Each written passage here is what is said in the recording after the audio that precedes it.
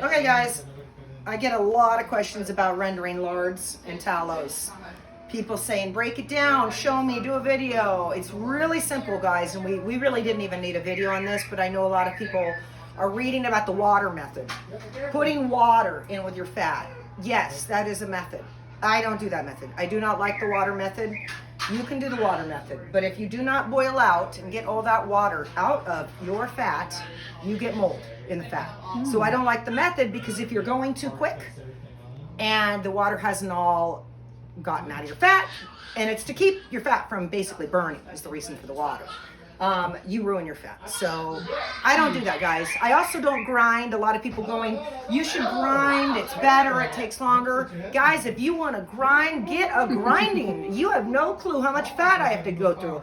I'm fully farming, and for those of you that love the grinding, I used to grind. I have a grinder. The reality is, all of this to be ground still has to be cut up to feed through the grinder. Why would I double cut shit up, okay? Now, when your old job for the next week is just to grind one bag of lard, then go right to it. Heck yeah. I'm not, okay? I have my method. I cut it into 1-inch chunks when I'm done. All the 1-inch chunks, here's our cracklings occurring right here. They're in a slotted pan that I can lift up. All the remaining fat, you can see, strains out the bottom. This is the final. That's the end, where the cracklings are basically done, and I'll be giving those away for free. Smells so But amazing. I want to talk about tallows and lards. What is the difference? Because here's a great example. This is beef right here.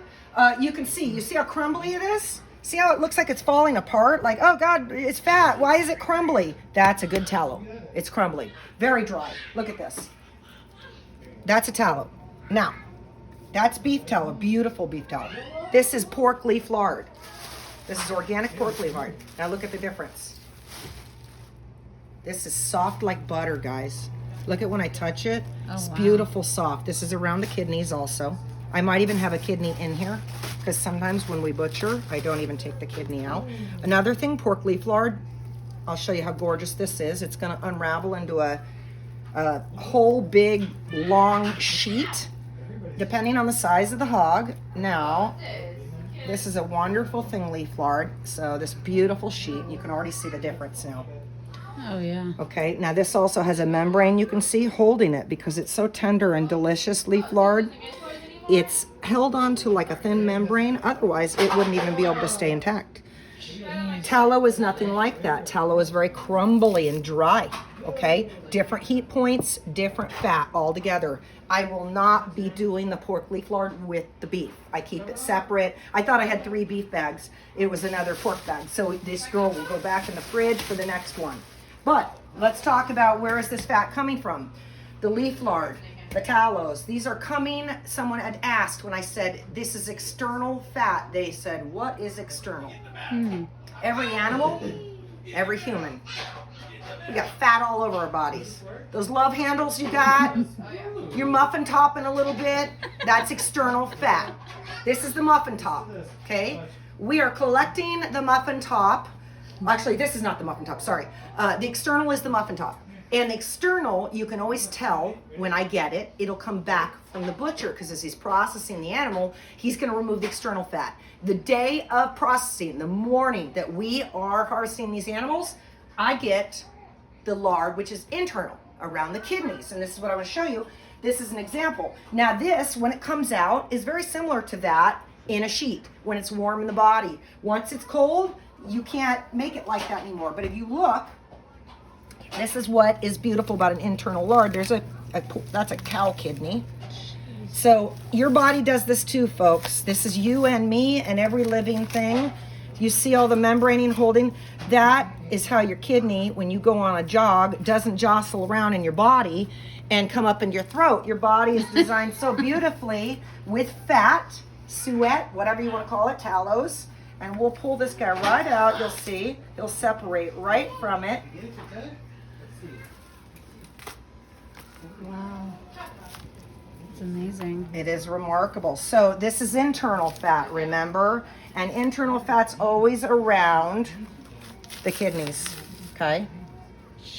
So now, folks, when you have a fatty liver, What is a fatty liver when the doctor told you, oh God, you have, what about a non-alcoholic fatty liver? Well, when you get told you have a non-fatty alcoholic liver, you are in deep trouble, boy howdy. You need to change your diet. It means that all this is sitting on that liver. Now, it should be on your kidneys. It shouldn't be on that liver. And that also is coming from, that fatty liver is coming from horrific carbohydrates, guys, and fake sweeteners and things like that your body, you know, when you look at that Truly can and you're like, oh my God, I could have 3. It's only 1 gram. There's no sugar in it. It's sweet as candy. We don't know how to process those sugars. Now, don't get me wrong. I have stevia too to avoid sugar. But the reality is my body converts that into sugar. You still are releasing insulin. It's all the same factor. So yeah, anyway, the kidney, I don't know if anybody has paid attention to a beef kidney. It's a beautiful thing. So, yeah. If you look at how many lobes are in the kidney, and we all know what this beautiful thing does. This is cleaning you out, guys. This is, how the heck is your water, and when you drink and your body's detoxing, this guy's doing it. This is delicious to eat. I'm not a kidney eater, but I have lots of customers that do. It tastes like urine to me, but you're supposed to soak them. I understand that. And you also got to cut out the working components of the kidney here, which are tough inside. The heart has it too, where you want to remove all that. But this is our tallow again. This is a beef tallow. Grass-fed, guys. Again, you can see a huge difference if we just take one quick peek before we end our video of our pork lard, the creaminess compared to the crumbliness that is of our beef lard or beef tallow, because they don't call it lard either. And I bet we got another kidney in here too, guys. I usually can tell when I didn't take them out. And this is nice and yellow. Do you see the yellow of that fat? That's a grass-fed beef. Grass-fed. Let's get in there. What color is it if it's not grass-fed? So if it's not grass-fed, it's white, bright white. Okay. Corn, believe it or not, you'd think corn would make them yellow. It makes them bright white. Oh, wow. Bright white, yeah. But for some reason, you know, they say because of what's in the grass, it creates a yellow fat, which is what we're aiming for. So the only time we bring in alfalfa is for babies. Mama needs more calories, but that's pretty much it. All right, we're almost to this. You can see how beautifully nestled in it is. I mean, it's kind of remarkable. You got to work at it. And I don't want to puncture it either, so I try to just get my finger in there. Because with a knife, you sometimes actually just cut it up. I used to use a knife to dig him out of here, and then I never got a whole beautiful kidney. So I think we're about there. It's quite a remarkable thing when you start processing your own meat, folks. You have a appreciation for, you know, the design of us and the animal. It's just absolutely remarkable to me. Now let's see if their kidneys are similar shape.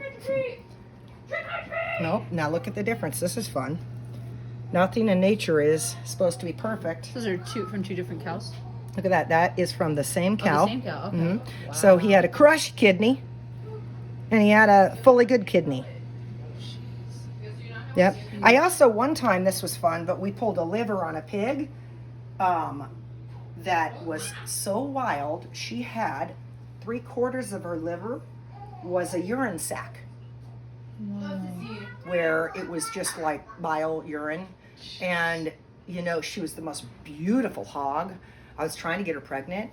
She wouldn't get pregnant. Her name was Annie. I mean, at 500 pounds, she was 508 pounds when I finally processed her because I knew Annie wasn't going to get pregnant. I couldn't have just a pet. When we opened her up and saw that, I thought, isn't that intriguing? That right there could have been the one factor that just changed everything about her making a baby. So it is important when you process your animals to look them over entirely on the inside. This is how you improve your feeding. This is how you improve what you're doing with the life of the animal. When you cut us open, you see everything we've been doing. So, guys, if you're going to attempt rendering some lard, it's super simple. We're doing beef. We'll get back on subject here. So all the crumbs, what I love, just throw the crumbs in, okay? Now with beef, it's not as crazy as, get your grinder out if you need it, guys. But it crumbles so beautifully. Pork lard's really the work, the leaf lard, because it's so buttery. You really have to cut that up pretty good. But I like this stuff. This stuff goes very quick, and I kind of just cut it into crumbles. Low and slow, guys, low and slow. If you start heating your lard up to 300 degrees, you are going to be cooking it, and you're not going to like what you get. So I'm always set at 225. I stay strong at 225. Don't go to 200. It's very slow. You'll be waiting forever. 225, I like it. It gives a little bit more on it. Remember, tallows, beef tallows, higher melt point than a pork lard.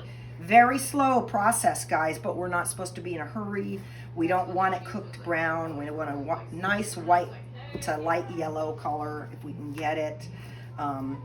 So again, you can see I just kind of slice or get a sharp knife, guys. You don't mess around with dull. I'm using the roaster. I have a few methods I do, but the roaster's been going steady for 3 days. So I figure we're just going to keep going with it. Every time I empty it out, we just put a new load in. So this is an example, if you kind of get in here to see my chunks. And I'm going to fill this thing up. So I'm going to add all of this. Like I told you, I will not be mixing the pork leaf lard in. Don't mix your lards, guys. It's very important they stay separate. Leaf lard is for baking.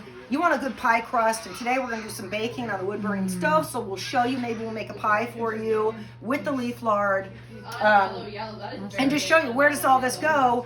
This goes into being sustainable for another year. Guys, 1 pig and 1 cow, unless you're sharing with the neighbors, you're set. You got candles, you got soaps, you got fats to cook with, you got body butters. You can, rub it on your boyfriend, whatever. You got it, and it's good to have. It's a real asset. So, again, rendering some fat, guys. If you've got any in the freezer you've been scared to tackle, or maybe you bought it online, you don't know what to do, go for it, man. Get in the kitchen. You're not going to make a mistake, guys. You certainly can't get good at it if you don't try. And again, the membrane, I'm going to show you again. So here's the membrane. You can sit here and peel all these off if you want. I don't. Throw them in the pot. Okay, if you can't get that detached, don't worry about it. When I first started doing this, I thought I had to peel all that off. Holy moly, it takes your whole day. Don't peel it. Guess what? That fat's going to render no matter what with that membrane, okay? So don't waste your time if you're in a hurry like me and you have 75 jobs that day. Just get it in that pot, because once it's crumbled up enough at 225, I won't even strain this till tomorrow morning. That's just how I roll, folks. Don't try and give me a quicker method. I'm not asking you for a quicker method. I'm telling you, when I do it, the way I have it set up is I got to get it in here, and I won't be looking at it again today. We got too many jobs to do. Tomorrow morning, I'll wake up. It'll be golden like this morning, ready to render. So, get in the kitchen, guys. Try something new. I love it that you're all experimenting more, and it just took me to push you a little. Good, I'll keep pushing. But this is an important one. Try and get your hands on some fat, do some rendering. If you've got no access to that, then just get a good jar for the house to cook with. So.